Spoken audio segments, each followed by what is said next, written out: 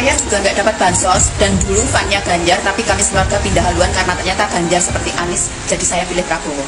Ini salah satu bukti dari sekian orang yang berpendapat sama, bahwasanya bukan hanya karena bantuan sosial, bukan karena amplop, bukan karena cawe-cawe presiden, tapi karena kami tulus ikhlas memilih Bapak Prabowo, ya. Jadi Bapak Anies, Bapak Ganjar, mohon introspeksi diri. Kami membutuhkan pemimpin itu tidak hanya yang pintar, ya, tapi juga butuh attitude yang bagus. Melihat tontonan debat kemarin, di mana kami melihat Bapak Ganjar, Bapak Anies begitu bangganya bisa mempermalukan Bapak Prabowo, itu membuat hati kami ini berubah haluan, Pak. Semula saya ngefan berat sama Bapak Ganjar, tapi akhirnya saya pindah haluan, saya memilih Bapak Prabowo. Jadi kalau ada tudingan bahwasanya pemilu pencapaian Bapak Prabowo 58% ini karena curang, karena politisasi bansos, itu sangat menyakitkan sekali bagi rakyat seperti kami yang jauh-jauh datang ke TPS untuk memberikan suara kami untuk Bapak Prabowo. Sangat menyinggung perasaan hati kami, Pak, merendahkan harkat martabat kami. Kalau bapak-bapak yang di sana selalu mendengungkan, meluruskan, menegakkan demokrasi, tapi dengan tudingan semacam ini berarti bapak sudah menodai demokrasi, ya, karena tidak menghargai suara rakyat. Untuk sepakat menuntut agar pasangan 02 Prabowo Gibran didiskualifikasi. Itu tuntutan kita. Kenapa harus begitu? Karena kita tahu bahwa Gibran itu anak haram konstitusi. Oleh putusan MK yang menyalahkan putusan MK 90. Gibran itu adalah anak haram demokrasi. Atas dasar putusan DKPP yang menyalahkan KPU menerima Gibran sebagai cawapres, padahal belum ada perubahan PKPU. Ingat kata Kapolri Pak Listio Sigit, ikan busuk dimulai dari kepalanya. Pimpinan tertinggi Polri siapa? Jokowi. Karena Polri langsung dibawa Jokowi, berarti yang busuk itu Jokowi. Ingat, saudara-saudaraku, kita tidak pernah bermusuhan dengan polisi. Kita tidak bermusuhan dengan TNI, karena mereka anak kandung rakyat. Yang kita musuhi adalah kebrutalannya. Dan yang paling kita musuhi adalah Jokowi sebagai sumber segala bencana di negeri ini.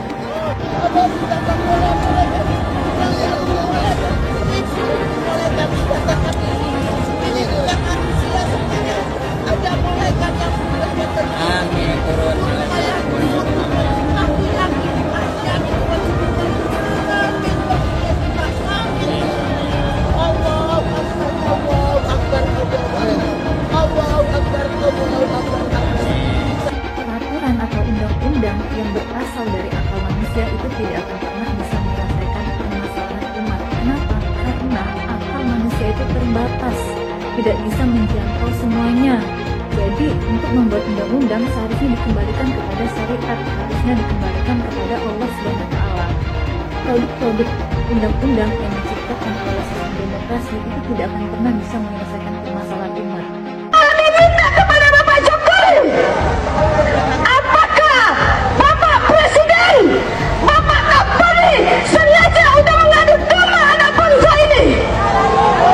Kalau begitu, sungguh Bapak Jokowi tidak pantas Anda menjadi pemimpin negeri ini yang sudah mengacak-acak persatuan Indonesia. Sila ketiga dalam Pancasila, persatuan Indonesia, berarti Anda Bapak Jokowi sudah tidak sepatutnya Anda teriak, saya Pancasila, saya Pancasila. Anda pendusta. Dan kami sebagai rakyat hari ini menggugat. Kami datang jauh-jauh dari daerah ingin adanya perubahan untuk Indonesia ini. Kami bertanya, kami emak-emakmu datang ke sini pasang badan ingin perubahan untuk Indonesia ini. Kami pasang badan untuk meminta pertanggungjawaban kepada Bapak Presiden Republik Indonesia. Pak Jokowi, tolong sampaikan saya bicara dari akar rumput, dari rakyat bawah. Anda telah mengacak-acak demokrasi Indonesia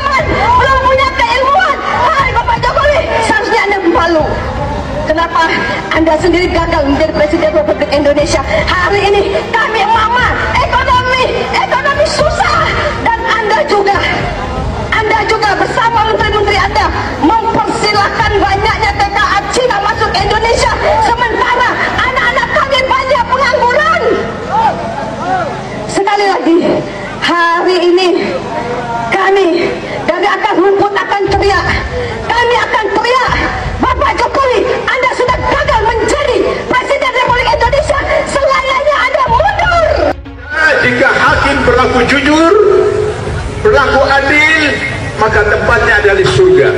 Tapi ketika hakim berlaku tidak adil, tidak jujur, tempatnya ada di neraka. Sebelum neraka di akhirat, masuk dulu neraka di dunia, yaitu di penjara Cipinang. Allahu Akbar. Oleh karena itu, maka saya berharap kepada Bapak Ibu sekalian, sampai tanggal 22 hari terakhir MK harus memutuskan siapa yang bersalah, siapa yang benar. Bapak Ibu senantiasa harus ikut serta bersama-sama dengan Presidium untuk selalu meramaikan sampai 1 juta, 2 juta. Insya Allah MK akan mengubah pendiriannya kembali kepada hati nuraninya. Bersedia Bapak Ibu untuk datang berjuta sampai 1 juta, sampai 2 juta. Insyaallah.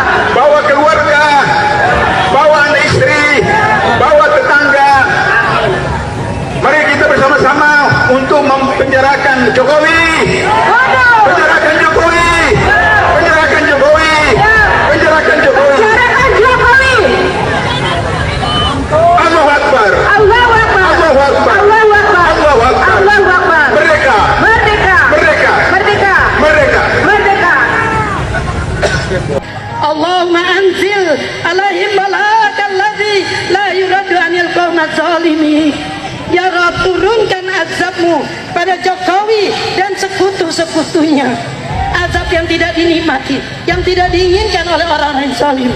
Ya Rabb, turunkan. Allahumma ashibhim adada wa qulhum badada. Hitung jumlah mereka yang jahat, hitung jumlah mereka yang menjual negeri ini, dan habiskan mereka semuanya. Ya Rabb, anak-anakku yang beragama, yang Islam Qadiyah, tapi mereka beragama Nasrani, Katolik, Protestan, dan yang lainnya, mereka punya Tuhan. Tapi Jokowi, dia tidak punya Tuhan. Mereka punya Tuhan, tapi Jokowi, dia tidak punya Tuhan. Saudaraku, anak-anakku, saya sengaja menyempatkan datang.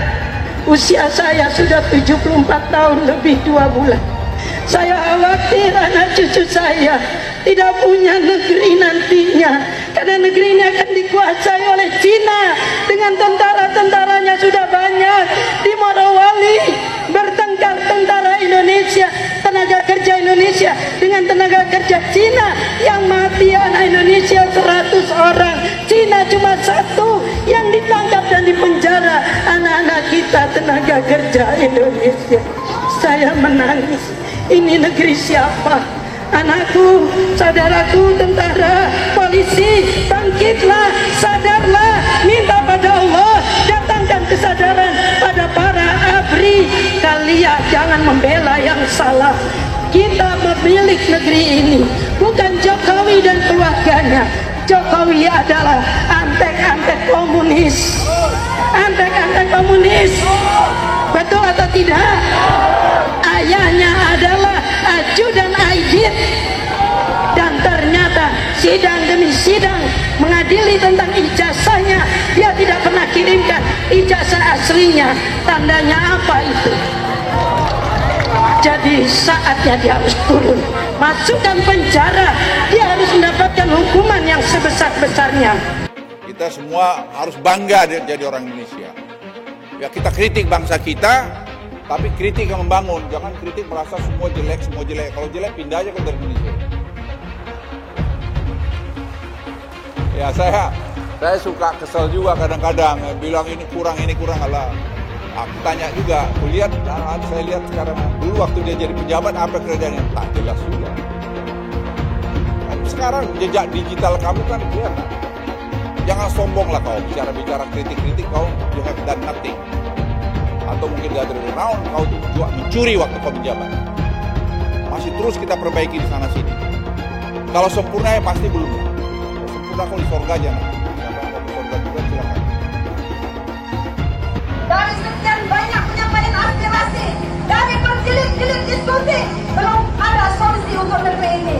Maka kami emak-emak atas nama aliansi masyarakat yang peduli dengan negeri ini, tidak ada jalan lain bahwa pemimpin yang rusak, pemimpin yang tidak tahu malu,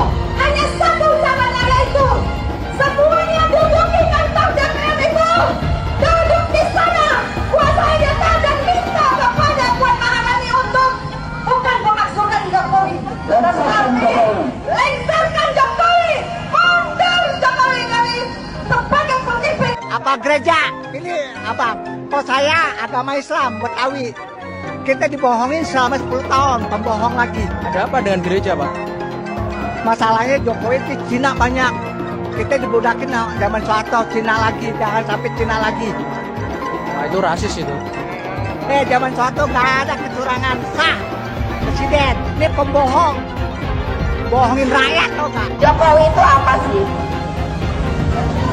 Jokowi itu apa? Ya Allah, dia itu seperti boneka golek, ditata ke sini ditata ke sini tapi sebenarnya lebih pinter anak saya loh. Bener apa enggak? Lebih pinteran anak saya, anak TK. Masa 1 ditambah 1 berapa? Dia bilang 11. 1 ditambah 1 buat 11. Otaknya di mana? Otaknya di mana? Goblok kalian, tolol kalian. Ngaku profesor. Masa 1 tambah 1 kok 11? Goblok apa enggak? Tolol apa enggak? Saya menentang politik identitas karena bagi saya politik identitas dengan membawa-bawa agama itu mempermainkan agama.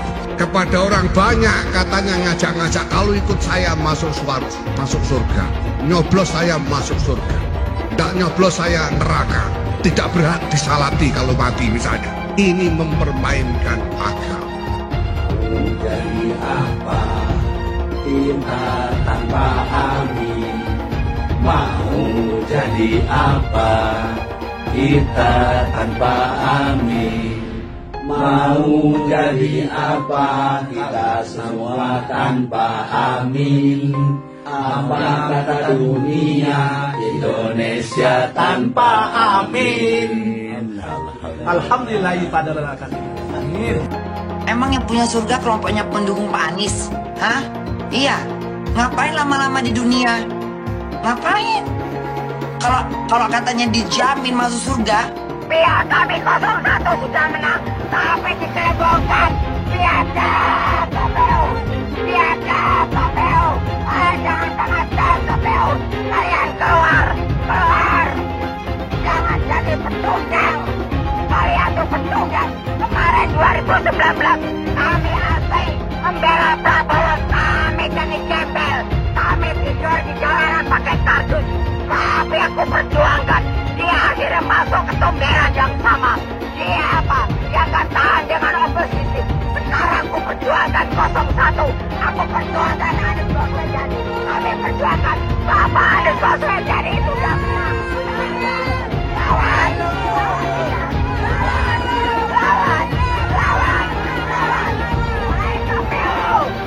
Dengarkan suara hati rakyat. Jangan pernah membuka pembicaraan atau berdebat dengan pendukung 01 karena capek, beneran capek. Mereka itu kalau berdebat nggak apple to apple, selalu bawa-bawa agama, seolah-olah mereka mengkotak-kotakan dirinya sebagai pendukung dengan agamanya yang kuat dan lebih soleh daripada pendukung paslon-paslon yang lain. Jadi kan percuma ya, kalau kita berdebat pun tidak debat yang nyambung. Kan mereka ini kemarin bilang bahwa Anies Baswedan ini Imam Mahdi. Terus kemarin kampanye juga bilang bahwa malaikat Jibril sudah merestui Anies Baswedan ini sebagai hambanya Allah yang ditunjuk untuk memimpin negara ini. Nanti lama-lama mereka dipanggil sama malaikat Israel. Suara Anda jangan mau dibeli.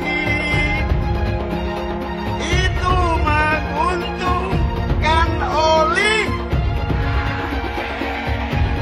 Marilah kita tegakkan demo. Indonesia bukan milik dinasti. Indonesia bukan milik. Belok. Nah, pilih Anies masih neraka. Emangnya Anies malaikat? namanya manis Allah. Dia juga belum tentu di belakang kita mah. Kan anaknya aja boro-boro pakai jilbab ibu. Anaknya aja nggak pakai jilbab. Ini masalah surga dan neraka hanya Allah yang tahu. Barangkali jangan salah, Prabowo kan haji, jangan merasa dia paling hebat, jangan jual belikan agama. Kita capres-capres aja, nasional. Gitu. Indonesia aku maju, jaya nggak?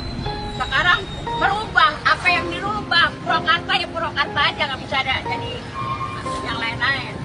Harus maju, bukan dirubah, dimajukan, ya nggak? Capek-capek belajar agama, capresnya Imam Mahdi. Bener aja, rugi dong. Yaitu Abah mengutus 1000 malaikat. 1000 malaikat. Dari 1000 malaikat, yang satu malaikat membawa 1000 malaikat. Berapa itu di jumlahnya? 1 juta. Kita akan mencoblos pilihan Allah dan Rasulnya. Siapa Imam Mahdi? Profesor Dr. Anies Rashid Baswedan. Itu Imam Al-Mahdi. Al-Imam Al-Mahdi 2024 memenangkan Anies Baswedan. Kenapa? Imam Mahdi. Semua sedunia kalau haram tidak mendukung Anies untuk Presiden Indonesia 2024, Dajjal. Kalau tidak memenang Anies Baswedan untuk Presiden, Dajjal. Catat itu, amin menang wajib, amin kalah dosa. Secara eksplisit ditulis dalam Al-Quran. Quran surah Al-Qasas ayat 26, Quran surah Asy-Syu'ara ayat 107, 125, 143, 162, 178, 193. Quran surah Ad-Dukhan ayat 18, ayat 51, Quran surah At-Takwir ayat 21, dan Quran surah At-Tin ayat 3. Tepuk tangan untuk kemenangan, amin. Amin menang, amin kalah. Catat itu, amin menang wajib, amin kalah dosa. Kata amin disebut 14 kali di dalam Al-Quran, terdapat di dalam 8 surah. Insya Allah ini menjadi isyarat bahwa pada tanggal 14 Februari 2024 Bapak Anies akan menjadi presiden yang ke-8 dan Pak Muhaimin akan menjadi wakil presiden yang ke-14. Tepuk tangan. Amin menang, amin kalah dosa. Hidup amin, hidup amin, caplos amin, menangkan amin, amin menang 1 putaran, amin, amin menang wajib, amin kalah dosa, amin menang, amin kalah dosa. Hamba itu namanya Anies Baswedan. Dia akan panggil malaikat Jibril. Wahai Jibril, aku mencintai hambaku yang insya Allah namanya Anies Baswedan. Kabarkan kepada seluruh umatku, seluruh makhlukku, bahwa aku mencintai Anies Baswedan. Maka Jibril akan mengatakan kepada seluruh makhluk di langit, seluruh makhluk di bumi, cintailah Anies Baswedan. Maka insya Allah makhluk di langit dan makhluk di bumi semuanya akan mencintai Anies Baswedan dan mendoakan pada 14 Februari insya Allah Anies Baswedan Presiden Republik Indonesia. Siap Bekasi memenangkan Anies Baswedan 80%?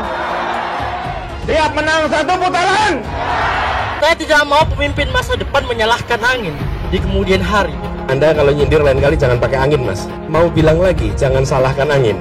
Saya kan sampaikan soal angin ya kemarin. Angin tak ada KTP-nya. Angin itu bergerak dari sana sini. Ketika polutan yang muncul dari pembangkit listrik tenaga uap mengalir ke Jakarta, maka Jakarta punya indikator, karena itu Jakarta mengatakan ada polusi udara. Ketika anginnya bergerak ke arah Lampung, ke arah Sumatera, ke arah Laut Jawa, di sana tidak ada alat monitor. Ada orang yang bilang jangan cerita soal angin, maka dia tidak menghormati ilmu pengetahuan. Pancasila Soekarno, ketuhanan ada di pantat. Anak Tuhan dari mana? Kalau Yesus anak Tuhan, bidangnya siapa?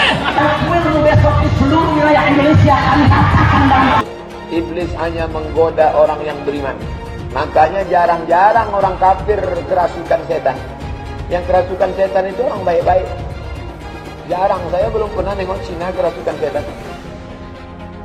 Pernah tak Ahok itu kerasukan setan? Enggak, setannya juga. Karena sesama setan dilarang saling menggoda. Karena di salib itu ada jin kafir. Karena di salib itu ada jin kafir. Karena di salib itu ada jin kafir. Haleluya. Kepalanya ke kiri apa ke kanan? Kepalanya ke kiri apa ke kanan? Tetap percaya salib itu lambang mulia, bukan jin. Kok ketawa? Aku nggak nyindir siapa-siapa loh. Saya nggak pernah mundur untuk kebenaran, keadilan, kejujuran dan peri kemanusiaan. Gue nggak pernah mundur. Dan gue nggak pernah takut juga sama lu. Siapapun yang rasis, gue akan hadapin. Karena rasis itu tidak berperi kemanusiaan. Apa saya ditanya dulu kan, kamu nyesel nggak statement kamu di Pulau Seribu sehingga masih masuk penjara? Tidak pernah nyesel. Karena saya mengatakan kebenaran. Anies menuduh Jokowi melakukan penjagalan. Padahal Anies lupa pada rekam jejaknya sendiri di tahun 2017, di mana Anies melakukan penjagalan terhadap Ahok. Semua cara dilakukan, termasuk melakukan politik identitas berbasis agama, sampai-sampai menggunakan kelompok FPI, HTI, dan kelompok intoleran lainnya. Sudah barang pasti, Anies tidak akan melanjutkan program-program Jokowi. Legasi-legasi dari Pak Jokowi akan dihancurkan oleh Anies. Programnya akan diacak-acak oleh Anies Baswedan. Lihat Jakarta, hancur semua. Semisalnya Anies menang, maka Ibu Kota Baru atau IKN nggak akan jalan.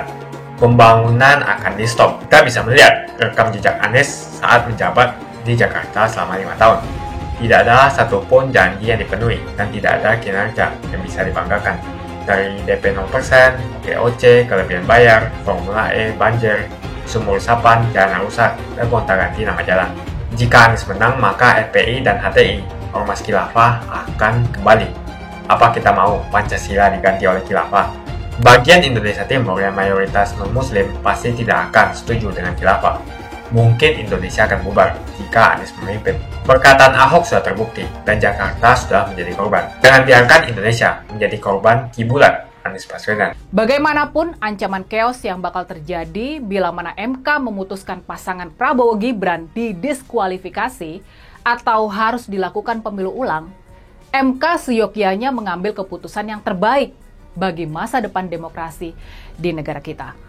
Dan bagaimanapun ancaman penggunaan tekanan publik untuk menggiring putusan MK yang kabarnya akan mengerahkan hingga 100.000 relawan buat berdemo mengepung MK, para hakim konstitusi seyogyanya hanya mengambil keputusan yang terbaik bagi masa depan demokrasi di negara kita.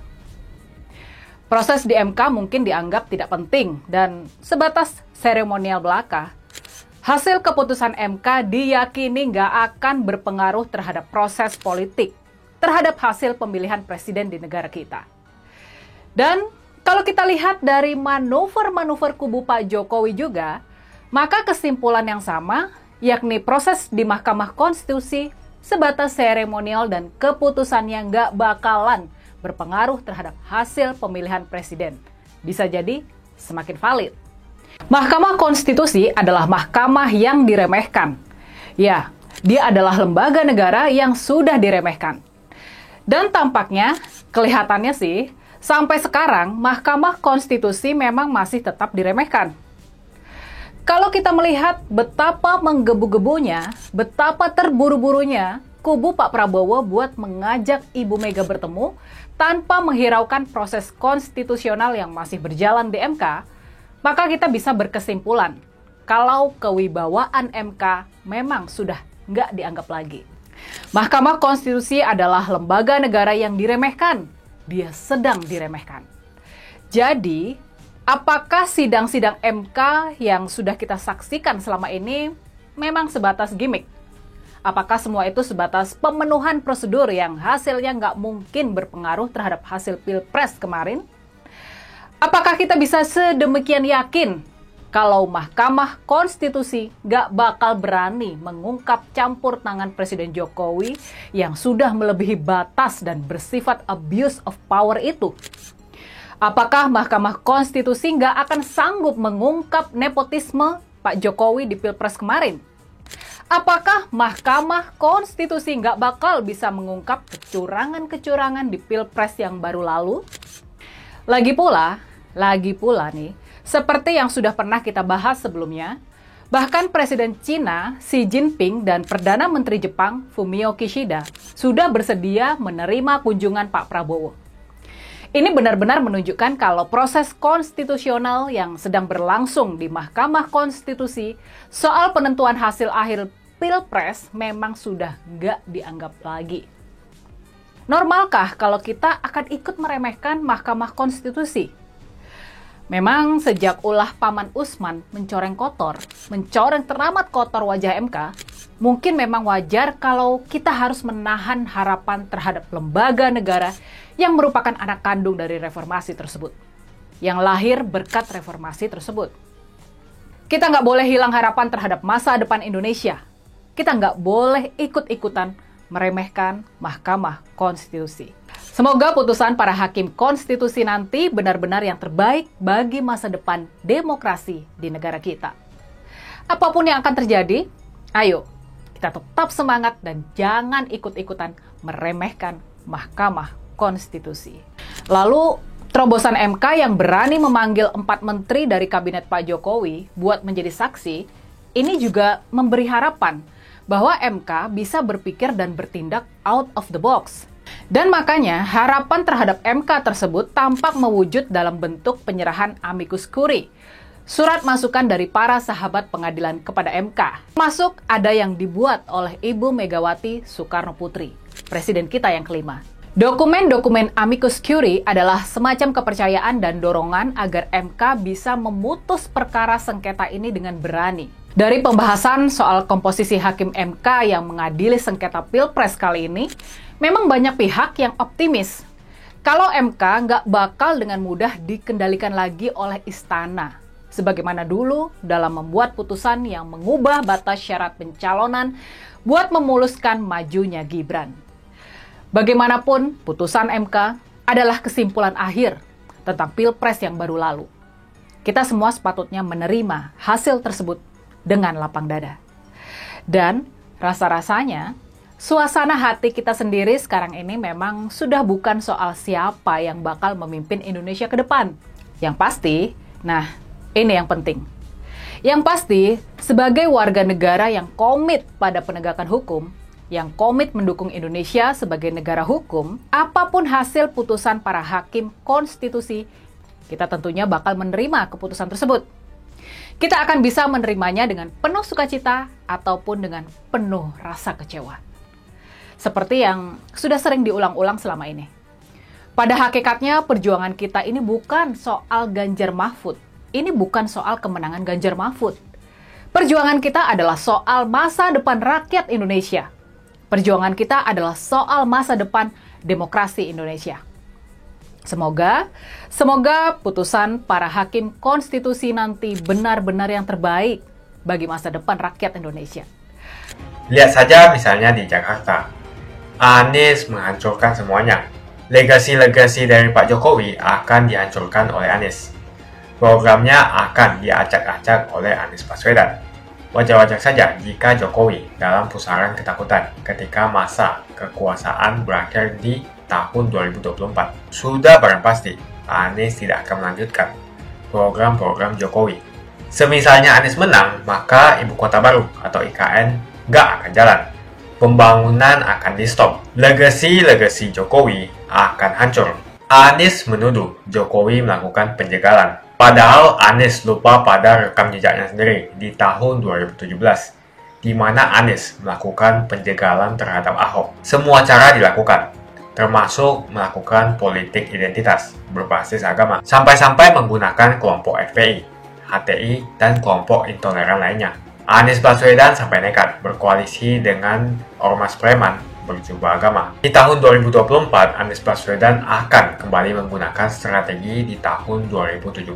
Kelakuan-kelakuan relawan Anies yang menjalankan strategi ini masih pakai pola yang lama. Pola yang lama berupa membangun opini negatif terhadap pemerintah dan Komisi Pemilihan Umum. Curangan Anies lainnya adalah melakukan kampanye sebelum waktunya, di mana dia mengganti namanya menjadi head start untuk membingungkan publik. Atau kecurangan Anies Baswedan yang menggunakan jet pribadi saat kampanye di mana-mana. Berapa kecurangan dari biaya kampanye yang menggunakan jet pribadi? Apakah ini datang dari korupsi BTS yang dilakukan oleh Menkominfo dari Partai Nasdem? Tak main-main, kecurangan maling atau korupsi yang dilakukan oleh Johnny G. Plate adalah sebesar 8 triliun rupiah. Suka tidak suka, senang tidak senang, sadar atau tidak sadar, pola Anies Baswedan ini sudah basi. Nampaknya para relawan Anies sudah tak punya cara atau metode lain dalam berkampanye, sehingga memainkan strategi play victim. Memang basi sih strategi ini, tapi sangat terbukti ampuh, apalagi jika ditambahkan dengan jualan isu agama. Kita bisa melihat rekam jejak Anies saat menjabat di Jakarta selama 5 tahun. Tidak ada satupun janji yang dipenuhi dan tidak ada kinerja yang bisa dibanggakan. Dari DP 0%, OPOC, kelebihan bayar, Formula E, banjir, sumur resapan, jalan rusak, dan gonta-ganti nama jalan. Diketahui Anies pun masih berhutang 100 miliar kepada Sandiaga Uno, dan sampai saat ini belum dibayarkan. Untuk jadi gubernur saja, Anies sampai berhutang 100 miliar kepada Sandiaga Uno, dan belum dibayarkan. Apalagi jadi presiden. Berapa triliun yang akan Anies hutangkan?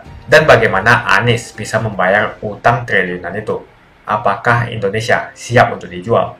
Jika Anies menang, maka FPI dan HTI, Ormas Khilafah, akan kembali. Apa kita mau Pancasila diganti oleh Khilafah? Bagian Indonesia Timur yang mayoritas non-Muslim pasti tidak akan setuju dengan Khilafah. Mungkin Indonesia akan bubar jika Anies memimpin. Perkataan Ahok sudah terbukti, dan Jakarta sudah menjadi korban. Jangan biarkan Indonesia menjadi korban kibulan Anies Baswedan. Begitu saja opini saya tentang Anies Baswedan. Bagaimana opini kalian? Tuliskan di kolom komentar. Pastikan kalian semua menekan like di video ini, dan jangan lupa bagikan video ini ke teman dan family Anda supaya mereka semua mengetahui tentang informasi ini. Tekan tombol subscribe dan bunyikan lonceng notifikasi supaya kamu tidak ketinggalan.